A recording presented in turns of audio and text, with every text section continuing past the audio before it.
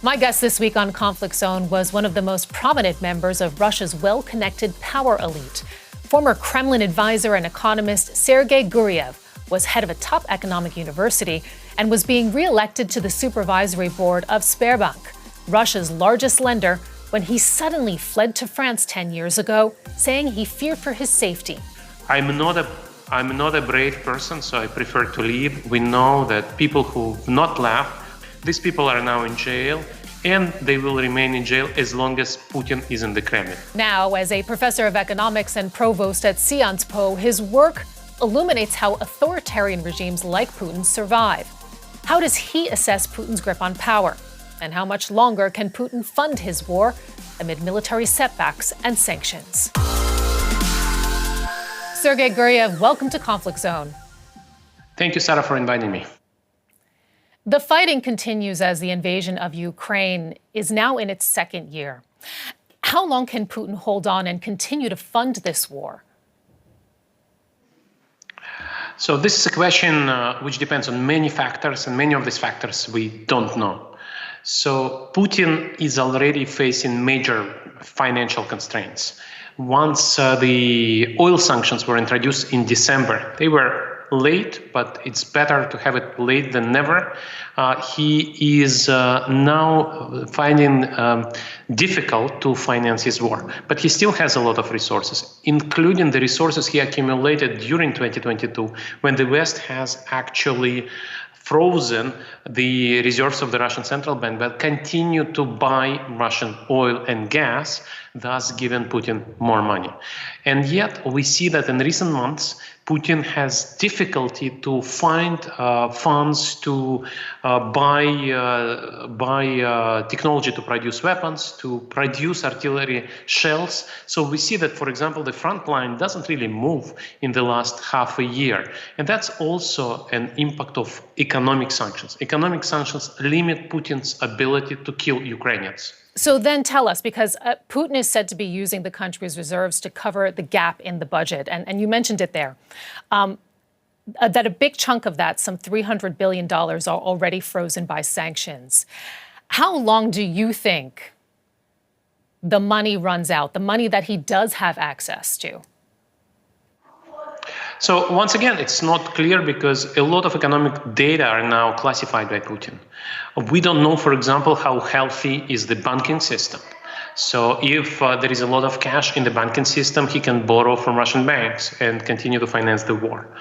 It is also not clear at which cost he buys the military technology through third countries like Turkey, India, China, Kazakhstan, Emirates. So many of this data we don't know. But we see that every additional billion he gets, he spends on buying weapons, recruiting soldiers. And so in this particular case, I would say the war will continue as long as Putin is in power. But intensity of this war, the number of Ukrainian soldiers killed, the number of Ukrainian civilians killed, the number of Ukrainian cities destroyed, this depends on how much money we give him.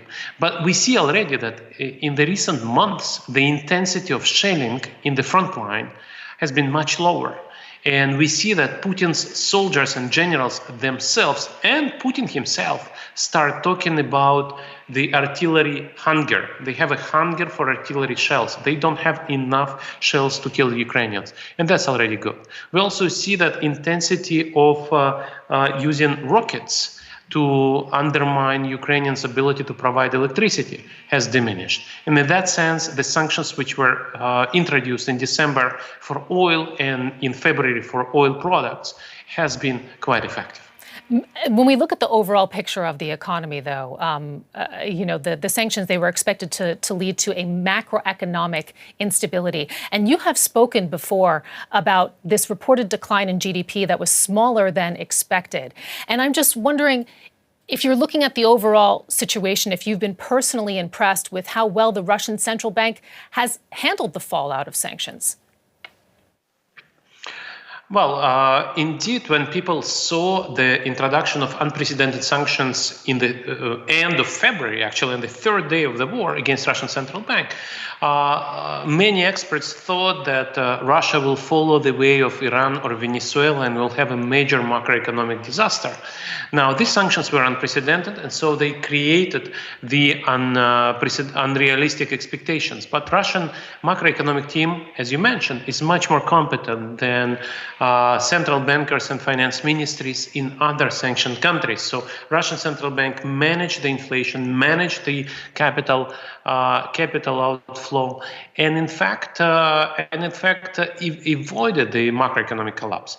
That said, I should say that Russian economy is in recession. In spite of very high oil price, which is usually very good for Russian economy, in spite of high oil price that we observed last year, Russian economy went into recession. And if you look at the quality of life, if you look at living standards, if you look at consumer expenditures, these numbers are minus 10%. This is not trivial. And some people would say, well, Russians don't notice that. Well, any fashion to explain how unhappy they are, to show how unhappy they are, because it's also a very repressive regime now. And I would like to get a little bit more into a little bit later about what Russians think about what's happening. But when we do look at the Russian central bank, and you've just acknowledged it, that they are key in helping the economy weather the sanctions. Are the people who run it, therefore, complicit in the invasion of Ukraine and the horrific war crimes that we have seen committed there? Well, I'm not a judge. I myself would, if I were there, I would quit my job right away, because indeed, every additional dollar, every additional $1 billion that you save for Russian budget, you save it to give it to Putin to kill more Ukrainians, and this is, of course, immoral. But of course, these people manage to convince themselves that they save Russian population from poverty, from hyperinflation.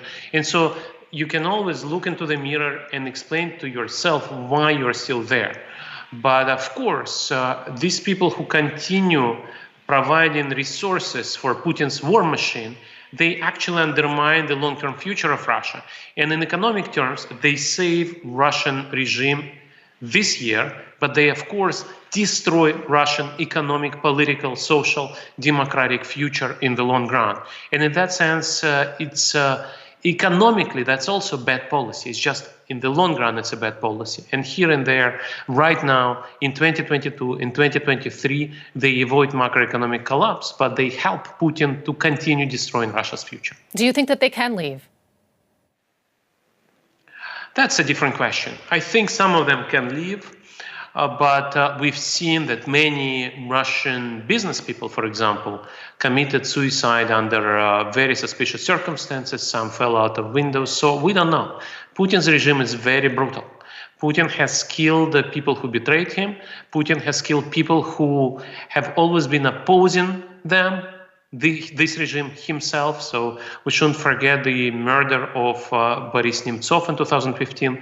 We shouldn't forget the attempted assassination of Alexsei Navalny in 2020. And right now we are in the middle of the judiciary process, judiciary in quotes, quote unquote, against Vladimir Kara-Murza, whom Putin's regime tried to kill twice. So if Putin's regime tries to kill its enemies, of course, right, it is going to be very brutal towards people whom Putin considers as traitors. So I would not judge these people, but if I were them, I would try to run away as soon as possible. And this is something I actually did in 2013. Here are how the Russians are framing the situation. Foreign Minister Lavrov saying the West's plan to isolate Russia has been a fiasco. He said that Russia is strengthening good neighborly relations with the international majority.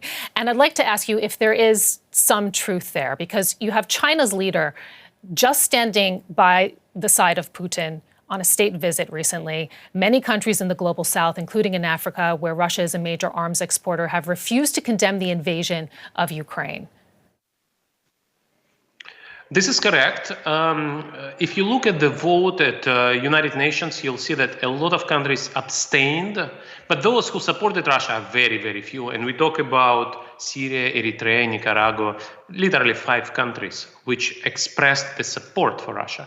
Now, on China, this is extremely important, and I'm really happy that China doesn't provide weapons to Russia. If China decided to provide weapons and money to Russia, that we know of, that's right.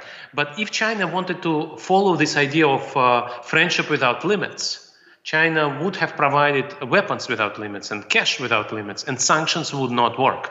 Now we see that Russia is forced to buy munitions and weapons from Iran and North Korea, which is a much lower quality than Chinese weapons and Chinese technology. So we see that there are some limits to Russian-Chinese friendship. And moreover, after Xi Jinping left, you could see the interview of Chinese ambassador to the EU, who said that friendship without limits is a rhetoric. And China is not supporting a violation of territorial sovereignty and integrity of Ukraine. So there are nuances here. Yes, this is right. China is not a West's ally on this war. In this war, India is continuing to buy Russian oil. But still, we shouldn't say, like Minister Lavrov said, that the rest of the world, majority of the world, supports Russia. This is not true. So then, let me then ask you then from the economic point of view, because Russia has been pivoting, as we've been highlighting. Putin says that he is looking for markets belonging to friendly countries where he can reorient energy supplies. How far do you think that those partnerships can go to prop Putin and the Russian economy? The key question is if other countries observe the oil price cap. You mentioned oil price cap imposed by the West. This is the most important issue now. The West said we want to keep Russian oil in the market. So we are happy if India buys Russian oil. Why? Because if Russian oil quits the global market, you will have a crisis in the oil market, oil price will go up.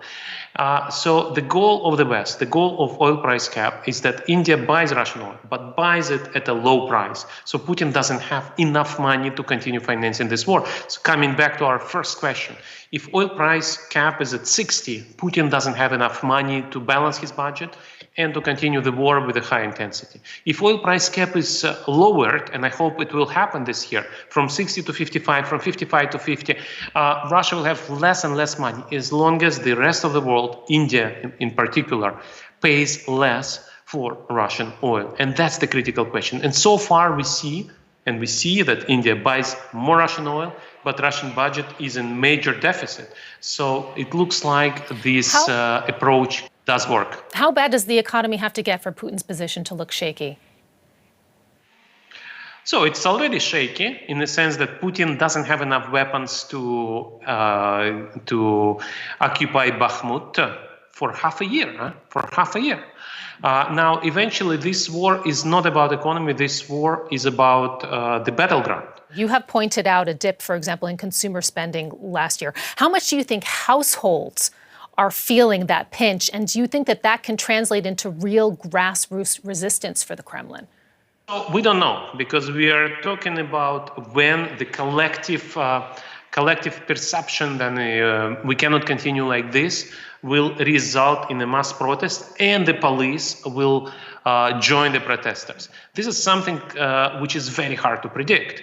Putin is very worried about this. He pays more and more to the riot police. He doesn't send riot police to Ukraine, right? He looks for soldiers among civilian Russians. He doesn't use what's called National Guard for the war, because he needs National Guard to beat up potential protesters. Now, if you think about this, if you're in Germany or UK and you have minus 10% change in your quality of life, you would have enormous protests in the streets. Russia is already different, because if you protest in Russia, you get beaten up, tortured, and sent to jail for 10 years. And in case of Vladimir Kara-Murza that I mentioned, the demand of the state is actually 25 years in jail for speaking openly against the war. So it's a very repressive state. It's not Russia of 2020. It's not Russia of 2013. It's a very different country. We're now talking about level of repression we've not seen since Soviet times. I would like to ask you a little bit more about the decision that you made to leave the country back in 2013. When you fled, you were widely quoted as saying the following, that you had no issues with Putin or Medvedev, despite being the target of investigators. Do you regret saying that? I think it was not well formulated. What I meant, actually, I didn't need Putin or Medvedev to give me personal treatment to protect me from Russian law and order, quote unquote, law and order system. I had issues with Putin and Medvedev for creating a system where a person speaking up his mind would have to leave, would be harassed, would be threatened, and that is an issue I would have with the Russian government. The quote that you mentioned is, "I don't have issues with Putin and Medvedev for not interfering personally and protecting me from their own apparatus." That's what this quote was about. It was taken out of context. Putin was consolidating power. What do you think might have happened to you if you had stayed? Well, I've seen various signals, and at some point, actually, people who were common. Sometimes Putin would send me a signal that nothing can threaten me. Sometimes the signal would be I can be arrested. And sometimes people would say that his real source of unhappiness is my support for Alexsei Navalny. And you know what happens to people who support Alexsei Navalny? He himself. So I'm not a brave person, so I prefer to leave. We know that people who've not left, like Alexsei Navalny himself, who actually came back, like Ilya Yashin, who didn't leave last year, like Vladimir Kara-Murza, who came back, these people are now in jail, and they will remain in jail as long as Putin is in the Kremlin. But I hope that will not take long. Dimitry Peskov, Putin's spokesperson, confirmed that Russia had tightened the restrictions on foreign travel for some who work in sensitive areas, such as what you were doing when you were living in Russia. There are reports of demanding the surrender of travel documents from some prominent figures and former officials. How much dissent do you think that there is right now, and how many of Russia's officials want to leave, you think? I think you have very widespread dissent. There are very few happy people in Russia's inner circles because this war has destroyed everything they've done in their lives. Imagine you're building a business, you're building a company for 30 years. Now it's gone. Imagine you have a career within Putin's bureaucracy, and the top of this career is to get a warrant of International Criminal Court. So you are a wanted person. So all these people are extremely unhappy. And just recently, a couple of weeks ago, we had this recording of a conversation between two people who publicly support Putin, but in this conversation between them, one musical producer and one energy business person, they are using words I would never use for criticizing Putin. Everybody's unhappy. Of course, everybody's unhappy. But you're right. I started to speak about this a long time ago, more than 10 years ago. And already 10 years ago, the last few months when I crossed the border, I would have a special procedure to enter Russia or quit Russia. You've written extensively about Putin's style of leadership. More than 20 years ago, Putin came to Berlin and gave a very famous speech in German before the Bundestag, where he said the Cold War is over. Do you think that that was just a charade back then? Do you think that he always had a master plan bent on empire, or has his aims changed over time? Well, I think it's very hard to guess now. We know that he's always been corrupt. He's also ran his entourage. He's also always run his entourage as a mafia boss. So the moment he arrived at the Kremlin, he started building his Gelendzhik Palace, the Black Sea Palace. So we know that he started all these schemes right away. So he's not an empire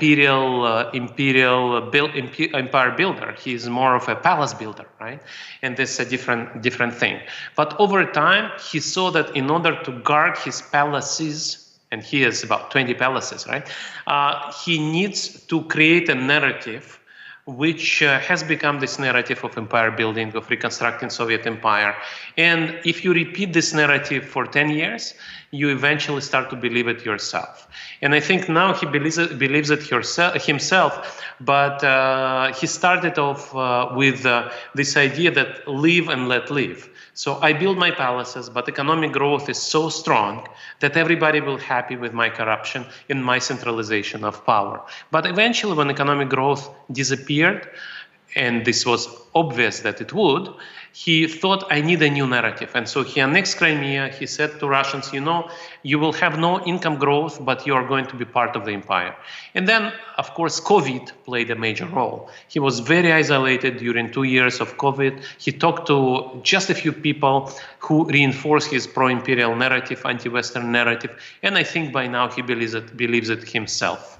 You've also written about when Putin came to power in 2000. You say that he worked to preserve democratic appearances, and that when he resumed the presidency in 2012, his playbook, it changed. It more closely resembled rule by intimidation, rule by fear.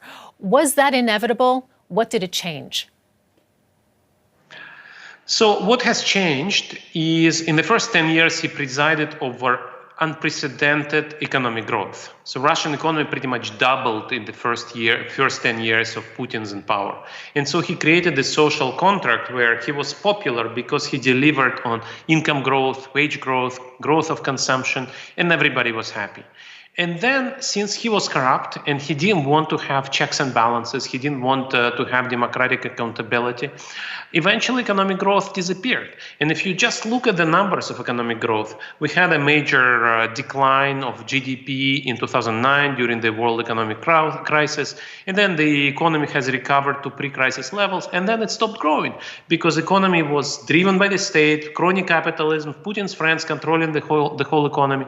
And so he needed a new narrative. And that was the principal change. So in that sense, it was inevitable. But it was also a choice by Putin not to reform, not to fight corruption, not to become transparent and well-governed. And of course, that eventually resulted in this choice, which he made, annex Crimea, become anti-Western, and step by step increase the level of repression. You've said that Putin built the regime in a way that without him, the system will not function, and that you think eventually it will collapse. How long can Putin last, and what happens thereafter if he falls? That's exactly true. This system is built on personality of Vladimir Putin. He wants to send a message to his entourage, to his inner circle, that they will not be able to function without him. They will kill each other. They will destroy each other if Putin disappears. Which means, and Putin is a mortal person and he's not young, then when he's gone, the system will have to change. How will it change? Initially, they will try to coordinate among themselves, but indeed, eventually they will see that none of them has Putin's charisma, none of them has genuine support from the public. Don't forget that Putin has a certain base of support because he has presided over economic prosperity of the first 10 years in power. And so in order to get this popular support, either they will install something like North Korean regime of ultimate repression, and I doubt it will work because Russia is not North Korea. It's a much more sophisticated and industrialized and educated society, or they will need economic prosperity, and for that they will negotiate with the West and with Ukraine to remove sanctions. So we will see something like a new perestroika if Putin is gone.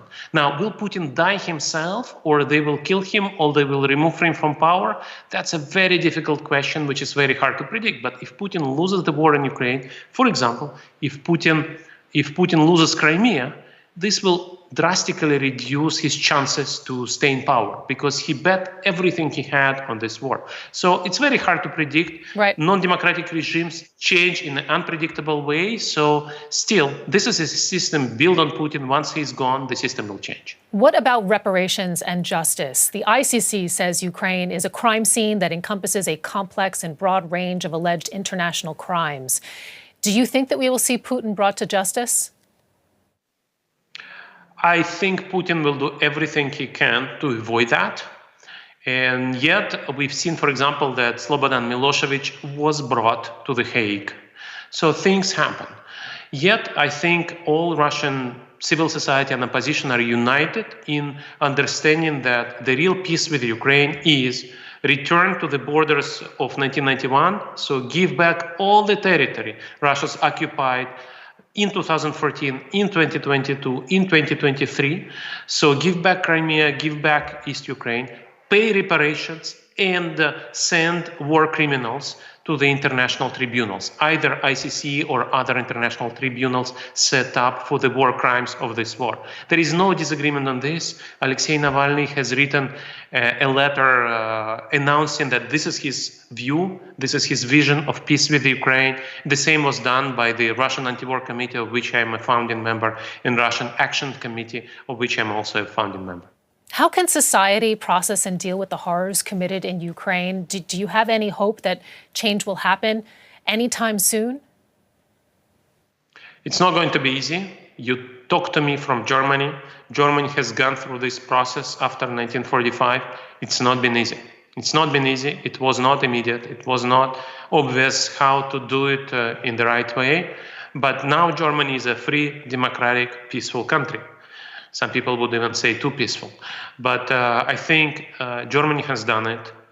Other countries have done it. And Russia is not genetically inferior. Whoever says that Russia always has to stay autocratic is a Russophobe and racist. I hope that we will be able to rebuild the country and create a free, democratic, pro-European Russia. Sergei Guriev, we have to leave it there. Thank you so much for your time. Thank you for joining us on Conflict Zone. Thank you, sir.